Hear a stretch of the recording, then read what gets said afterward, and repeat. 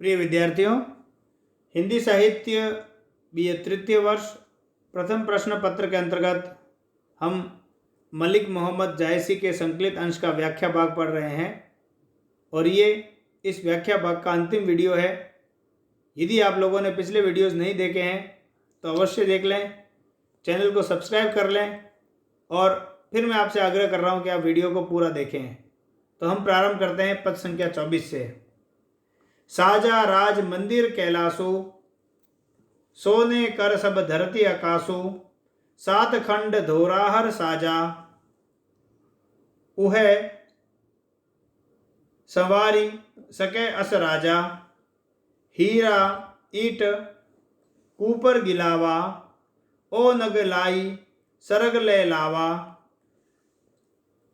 जावत सबे उरेह उरेहे, भांति भांति नग लाग उबेहे, भाव कटाव सब अनबन भांति,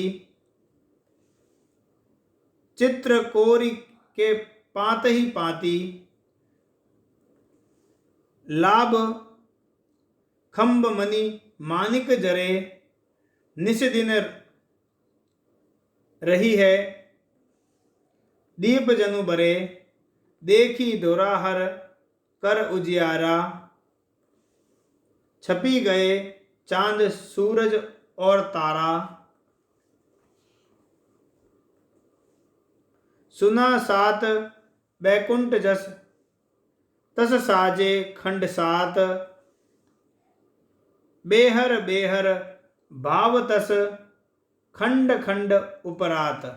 ये आपका पद है और इसका प्रसंग वही कि प्रस्तुत पंक्तियां मलिक मोहम्मद जायसी रचित पद्मावत के सिंहल दीप वर्णन खंड से ली गई है।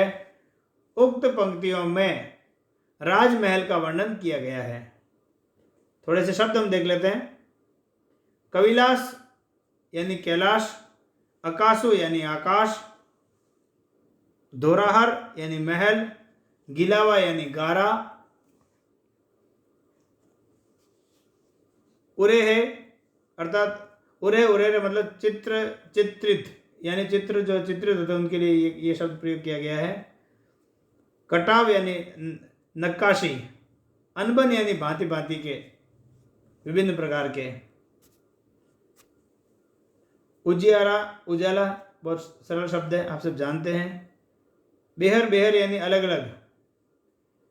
अब हम व्याख्या देखते हैं कि कवि जायसी उक्त पंक्तियों में सिंहल द्वीप के राजमहल का वर्णन करते हुए कह रहे हैं कि राजमहल में राजा का कैलाश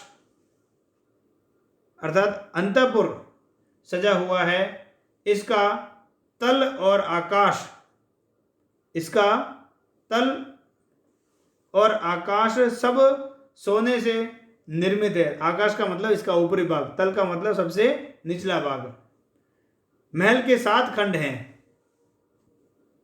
ऐसा राजा ही उसे संभाल कर रख सकता है, अर्थात राजा गंधर्व सेन में वो क्षमता है कि वो उसे संभाल कर रख सकता है। वही उसमें हीरे की ईंटें हैं और कपूर का गारा है। गारा जिनसे ईंटों का प्लास्टर किया जाता है, जिनसे ईंटों को रखा जाता है, जिनसे ईंटें चिपकाई जाती है, उसको बोलते हैं गारा। नग लगाकर उसे स्वर्ग तक पहुंचाया गया है। जितने भी चित्र हो सकते हैं वे सब वहां पर चित्रित हैं। यानी जितने भी चित्रकारी हो सकती है, जितनी चित्रकारी इस विश्व में संभव है, वो सारी चित्रकारी वहां पर की गई है। उनमें तरह तरह के नग लगाए गए हैं। फिर उसमें खंबे भी हैं, उनमें मणि और माणिक गड़े हुए हैं। उनमें मणिक माणिकों को जड़ा गया है। वे ऐसे लगते हैं जैसे दिन होते हुए भी दिए जल रहे हों। उस धवल गृह की चमक जो है को देखकर तारे, चांद और सूर्य फीके पड़ जाते हैं, इतना उसमें प्रकाश है। बैकुंठ 7 सुने जाते हैं, 7 बैकुंठ है। वैसे उस महल में भी क्या है, 7 खंड हैं और जैसे जैसे ऊपर खंडों में जाते हैं वैसे वैसे उनमें अलग अलग भाव दिखलाई देते हैं।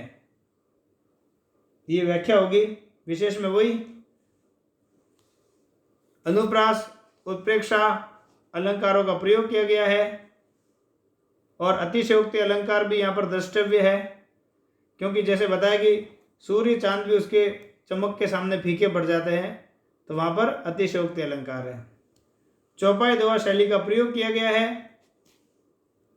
अवधि भाषा प्रयुक्त है और सिंहल द्वीप की राजसभा के अंतपुर यानी वहाँ की राजसभा है उसका अंतपुर जो है उसका वर्णन किया गया है।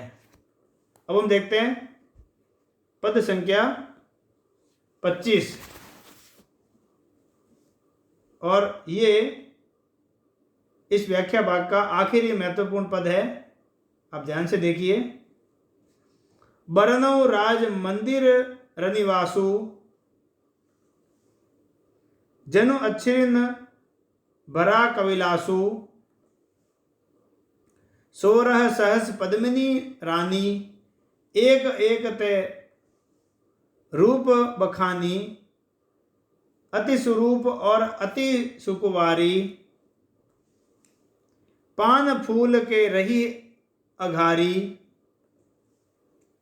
तिन्ह ऊपर चंपावती रानी महास्वरूप पट पराधनी महास्वरूप पाट परधानी पाट वैट रह किए सिंगारो सब रानी ओई करही जुआरो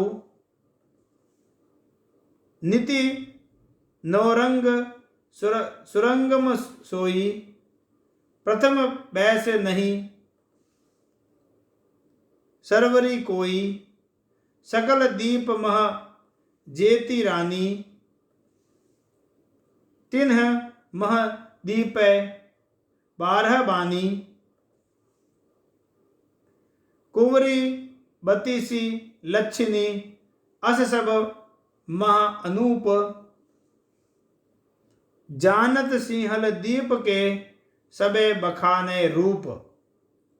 ये इसकी ये पद है और प्रसंग वही कि प्रस्तुत पद मलिक मोहम्मद जायसी रचित पद्मावत के सिंहल दीप वर्णन खंड से लिया गया है।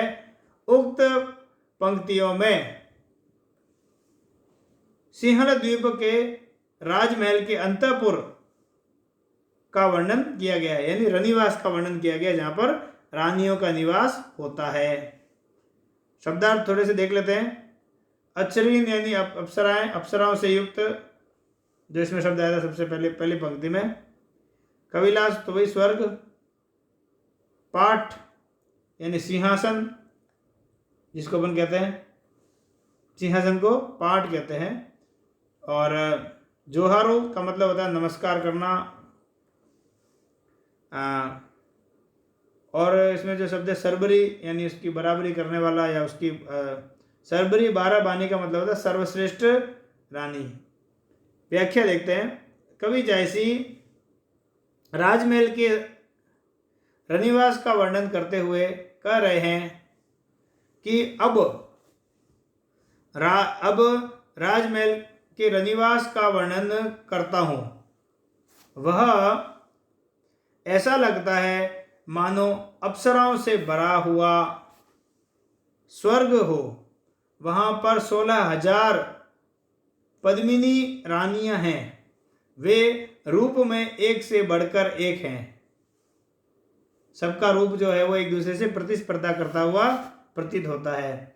अत्यंत सुंदर और सुकुमारी हैं वे पान और फूल के आधार पर जीवन व्यतीत करती है, अर्थात उनका भोजन क्या है? पान और फूल। उनके ऊपर चंपावती नामक रानी है।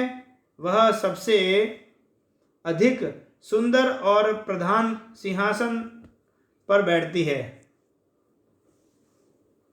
सिंहासन पर बैठकर वह श्रृंगार किए रहती है, हमेशा वो श्रृंगार किए रहती है। समस्त रानियां उसे उसका अभिवादन करती है, उसे नमस्कार करती है। नित्य नए नए व और भांति भांति के रंगों के वस्त्र वो धारण करती है। उसकी आयु नवोढ़ा यानी बहुत कम है, यौवनारंभ वाली आयु है उसकी, जहाँ से यौवन आरंभ होता है। उसके समान कोई नहीं है। समस्त द्वीप में जितनी भी रानियां हैं उन सब में वह 12 बानी सोने के समान आलोकित रहने वाली है, अर्थात सबसे प्रधान है। वह राजकुमारी 32 लक्षणों से युक्त है तथा सब में सबसे अनुपम है। जो भी सिंहल द्वीप को जानता है वे सब उसके रूप की प्रशंसा करते हैं। ये इसकी व्याख्या है। टिप्पणी वही, प्रस्तुत पंक्तियों में अनुप्रास, उत्प्रेक्षा, अलंकार की योजना है। इसके अलावा चौपाई दोहा शैली का प्रयोग किया गया, जिसे हम कड़वक भी कहते हैं। अवधी भाषा के शब्दों का प्रयोग इसमें हुआ है। अंतपुर यानी रनिवास का वर्णन किया गया है। तो ये यहाँ पर संकलित अंश के महत्वपूर्ण पदों का व्याख्या भाग हम समाप्त कर रहे हैं। अगले वीडियो में हम किसी फिर अध्याय के साथ मिलेंगे। आप लोग अपना अध्ययन जारी रखें। इस वीडियो के अंत तक आप बने रहे। आप सभी का बहुत बहुत धन्यवाद।